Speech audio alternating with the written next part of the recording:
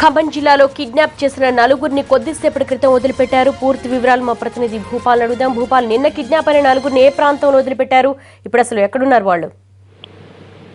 దేవి, ఖమ్మం జిల్లాలో ఛత్తీస్గఢ్ అంటే ఇది కర్ల మండలం ఛత్తీస్గఢ్ సరిహద్దులో ఈ సరిహద్దుకు సంబంధించిన గ్రామంలో కిడ్నాప్ అయిన వాళ్ళని ఈ రోజు మధ్యాహ్నం వారిని వదిలిపెట్టడంతో కొద్దిసేపటి క్రితం ఇంటికి వచ్చినట్టు తెలిసింది. కర్ల మండలం తెరిమెల, ఉయ్యాల మడవ గ్రామానికి చెందిన నలుగురు వ్యక్తులు మడకం, ముత్యాలు, రాజశేఖరు, రమేష్, కన్నారావు వీళ్ళని మావోయిస్టులు 2 రోజుల క్రితం అంటే మొన్న సాయంత్రం వాళ్ళని కిడ్నాప్ చేసి తీసుకెళ్లారు. వీళ్ళని దాదాపుగా మీతో మాట్లాడే పని ఉందని తీసుకెళ్లిన పరిస్థితి. ఈ నేపథ్యంలో వాళ్ళు తీసుకెళ్లిన తర్వాత వాళ్ళని ఈ గ్రామస్తులు కూడా కొంత ఆందోళనకు గురయ్యారు. అయితే ఈ విషయాన్ని బయటికి పొక్కకుండా అటు గ్రామస్తులు కూడా బయటికి చెప్పేందుకు కూడా నిరాకరించిన పరిస్థితి. మీడియా ప్రతినిధులు గ్రామానికి వెళ్ళినప్పుడు కూడా భయపడి వాళ్ళని భయపడటం వల్ల వాళ్ళు ఏ విషయాన్ని చెప్పలేదు. అయితే కేవలం వీళ్ళని అంటే పోలీస్ ఇన్ఫార్మర్ గా ఈ ప్రాంతంలో మావోయిస్టు ప్రాబల్యం అంటే ఛత్తీస్గఢ్ సరిహద్దు బీజాపూర్ జిల్లా సరిహద్దులో ఉన్న ఈ ప్రాంతంలో మావోయిస్టు ప్రాబల్యం ఎక్కువ ఉంటుందో ఇక్కడ పోలీసు ఇన్ఫార్మర్ గా వ్యవహరించవద్దంటూ హెచ్చరించి వాళ్ళని వదిలిపెట్టినట్టు తెలిసింది. వాళ్ళు కొద్దిసేపటి క్రితం ఇంటికి వచ్చారు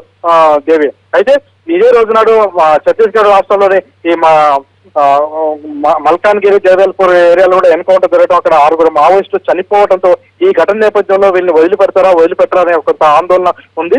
ఈ రోజు ఉదయం నుంచి ఆ ఆందోళన కొనసాగినప్పటికీ అంటే ప్రజల్లో కొంత ఆందోళన, ఆ ప్రాంతంలో బంధువుల ఆందోళన కొనసాగినప్పటికీ వీళ్ళు నలుగురిని కూడా మావోయిస్టులు వదిలిపెట్టడంతో కొంత ఈ గ్రామంలో ఊపిరి పీల్చుకున్నారు. అదేవిధంగా పోలీస్ యంత్రాంగం కూడా వీరి కోసం కోమింగ్ నిన్నటి నుంచి కొనసాగిస్తున్నప్పటికీ వాళ్ళని వదిలిపెట్టినని తెలుసుకున్న తర్వాత పోలీసులు కూడా కొంత ఊపిరి పీల్చుకున్న పరిస్థితి దేవి. రైట్ భూపాల్.